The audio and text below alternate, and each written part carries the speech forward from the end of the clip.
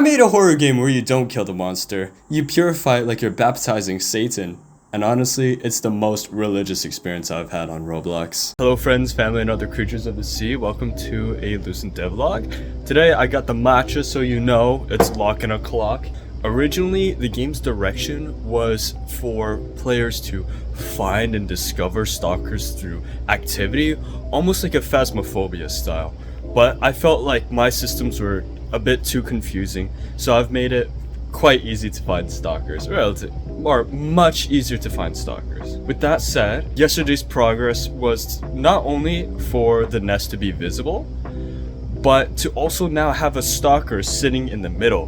The idea is you can aggro or aggravate the stalker right away by just charging at him and then he'll get upset, or you can sneak around his nest and try and collect materials before you wake him up. Regardless, I just want to get the aggravation system added today. And how do I get your feedback? If you guys actually want to test the game, the Discord is in my bio and there will be a link to the Roblox game on that server. But yeah, let's get cooking.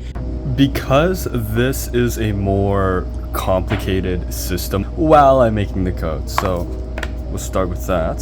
So this will be the stalker aggravation system, and there's going to be different states, so we're going to write down the states. So as you can see, we have the states. We'll have its asleep/neutral state where it won't be doing anything, it'll be just vibing out.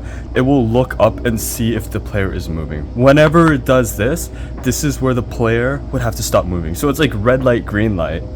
If it sees the player still moving as it's scouting, it's gonna agitate. If the player doesn't move, it'll go back to sleep. Rinse and repeat until it sees the player move. If it sees the player move, it will become agitated. It will start twitching and making strange sounds. And that's the player's warning, like, hey, you gotta stop moving, it's red light. And if the player still keeps moving, then it gets aggravated and chases the player. So now you can see that stalkers do spawn at their nest. They're visible. So here we can build our little totem here. I was just trying to get the functionality working, but you can see